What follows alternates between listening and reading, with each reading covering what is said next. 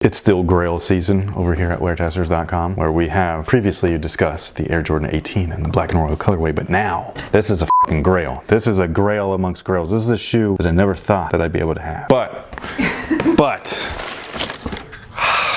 yes sir, it's crossover season.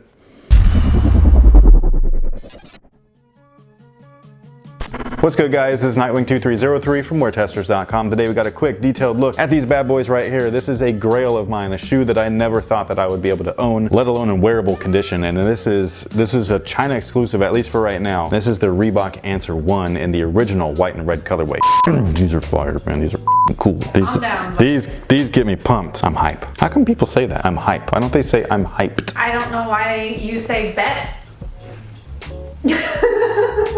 So the Reebok Answer DMX 10, which is what these were originally called, now known as the Reebok Answer 1s, they're back. And they're back in this beautiful white and red original colorway. They are not exactly like the originals, but they are as close as we've gotten so far. The materials on these things are buttery, dude. Like, they're not quite as soft as the last release, which was the black and gold version, but they're pretty close, and it's still a really nice thick cut of leather. Reebok, as far as their like retro products go, their classics line, they normally do like a really great job at putting on premium materials. But these guys feature the white tumbled leather upper. There's some like kind of textured, patenty looking leather underneath here with the little red stripe. This whole heel panel, I believe the originals was all reflective or all 3M, whereas now it's just the little pipe right there. I don't know if that's a fact though, because again, I've never owned this shoe. I just know that a lot of people like talk about the 3M pop. So feel free to correct me if I'm wrong. I know that you guys will anyways. And the one thing that a lot of people are wondering is, do these actually have the Dmx cushion in them? And the answer is yes and no. So Reebok has a couple of types of Dmx cushion systems. The one that they use most often nowadays is called Dmx foam, and that stuff sucks. It didn't used to suck, but it sucks now. And then they had the air transfer system, which was the original Dmx, and that was what these guys used to have. It used to have a 10-pack, so 5 pods in the front, 5 pods in the back, and then there was these tubes right here, and that's where everything would transfer through. So when you push your pressure on there, it would push the air back, and so on and so forth. It was super cool. One of the most comfortable cushions that I've ever felt in my life, and they're not on here. They don't even use that 10-pack system in this model right here anymore, which is unfortunate. I think they do still use it in the Dmx 10 Runner, but even then it's not exactly like the originals. Now these guys do have a Dmx pack in there. It's the brand new iPack. So it's like the original iPack was a small circle here and a small circle there with the tube in between. This one, at least it's like a full on like big, what would you call that? Surrounding area, circumference? What is it? It covers this whole area, and then same thing right here in the back, and then it does have the tube that connects those two areas. When I tried these on, the whole thing just feels kind of stiff, plus you could feel each of these little bubbly pods, so I just need to break them in a little bit. But I am excited to actually like see how they feel the longer that you wear them. And no, I'm not playing in these things. I did that with the last one and I almost killed myself. They were just very unstable, so I'm not doing it again. I grabbed these just so that my feet can look pretty.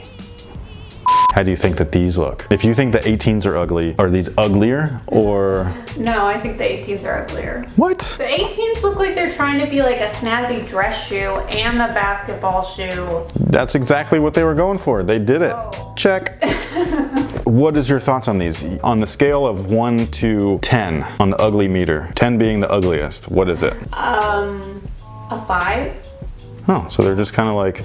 They remind me of my dad's shoes. No, they yes, don't. They do. No, they don't. My dad would love those. Your dad would not. Yes, he would. They're 49ers. They are not 49ers. They are the 76ers. Well, they look like they're for the 49ers. I really don't... It looks like somebody cut up the middle of the shoe. I don't like that. What are you talking about? Right here? No. Going up the laces. It looks like somebody took their scissors and were like, oh, I need some wrapping paper. That was the cool thing, is that when you tie these things up, man. Can you get them that tight? Yes. Well, you don't wear your shoes like that, so it just looks like you're... What does that got to do with anything?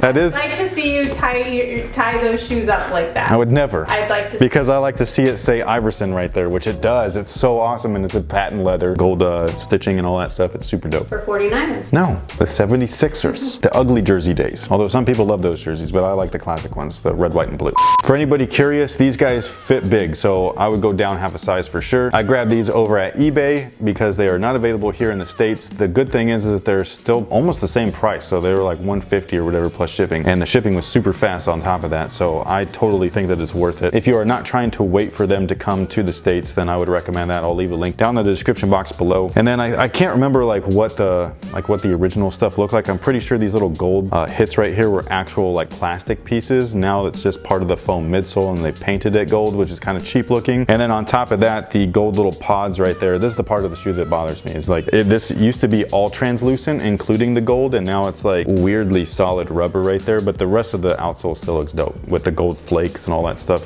This is man, these are cool, dude. Like I really like this shoe. I can't believe that they're here.